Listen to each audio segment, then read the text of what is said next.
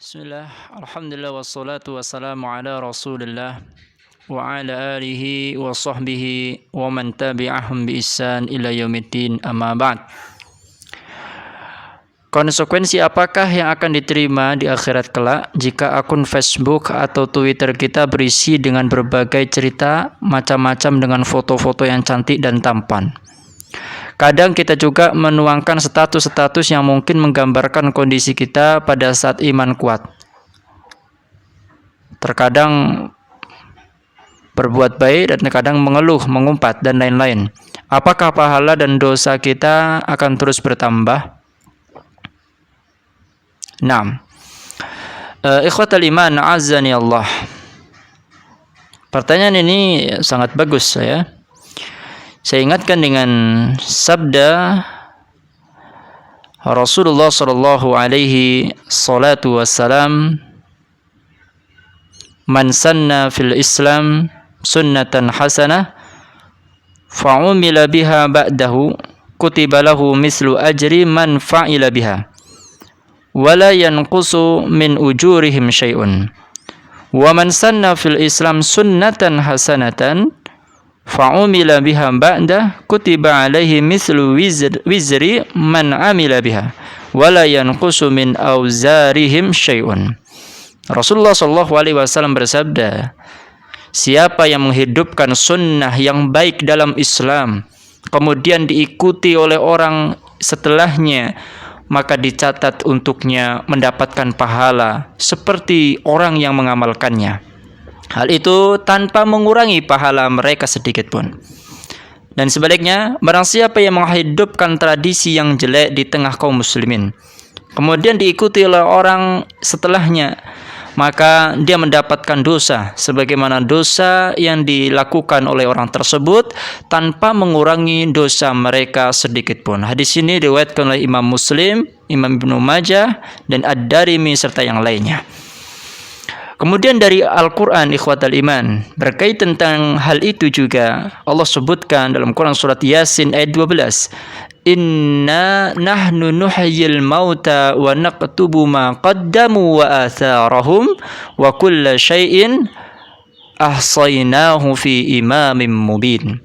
Sesungguhnya kata Allah, kami telah menghidupkan orang mati. Kami catat semua yang telah mereka lakukan dan begitu juga dampaknya, konsekuensinya.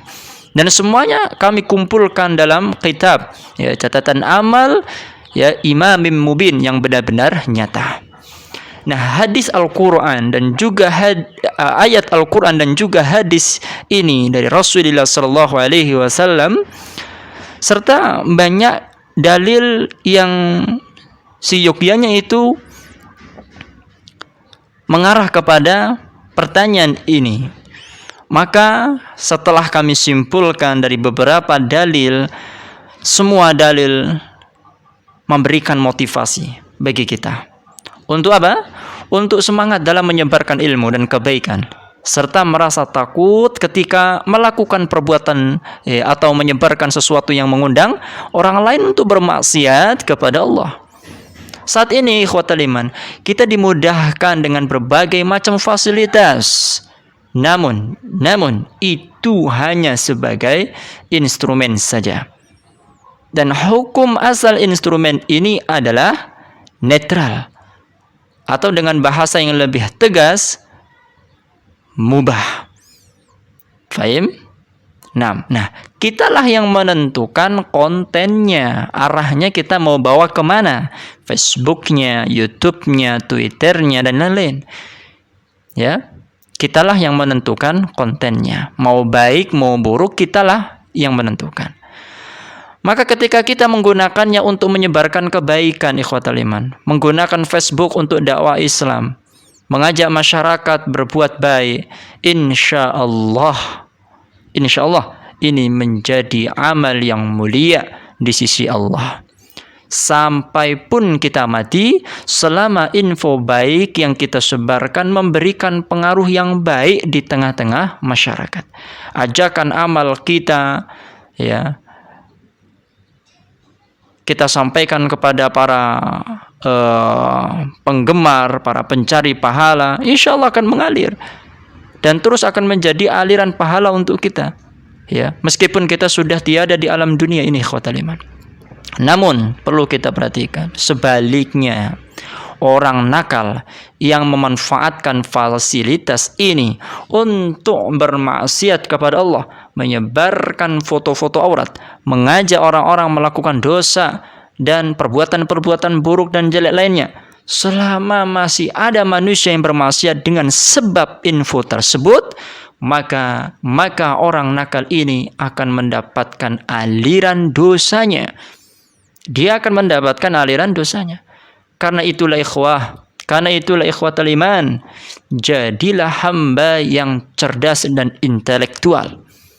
Jangan sia-siakan instrumen yang begitu mudah ini untuk kegiatan yang tidak memberikan nilai bonus bagi kita di saat kita menghadap Allah Azza wa Jalla.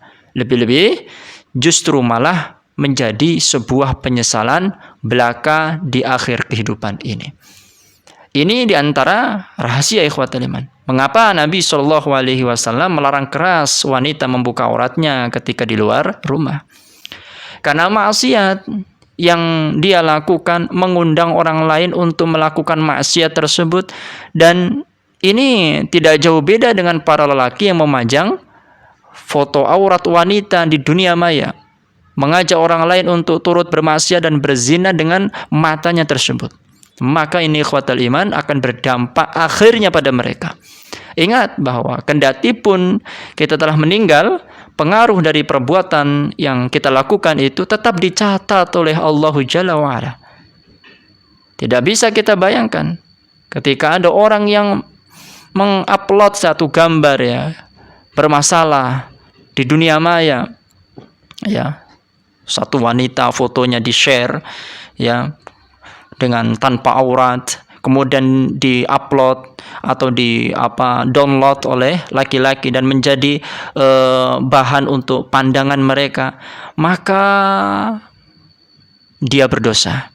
Dan setiap orang yang melihat uploadan tersebut ya, atau setiap mata yang terlibat, maka akan menggiring kepada dosa. Dan ini perbuatan maksiat. Yang mengupload dan yang mendownload akan mendapatkan dosa. Nah, ikhwatal iman, termasuk antara para wanita. Ya. Para wanita, ingat, jangan bangga dengan aurat Anda. Kenapa? Karena aurat itu aib. Jika ditampakkan kepada yang bukan haknya, lalu dengan apa bisa dibanggakan dan dipamerkan?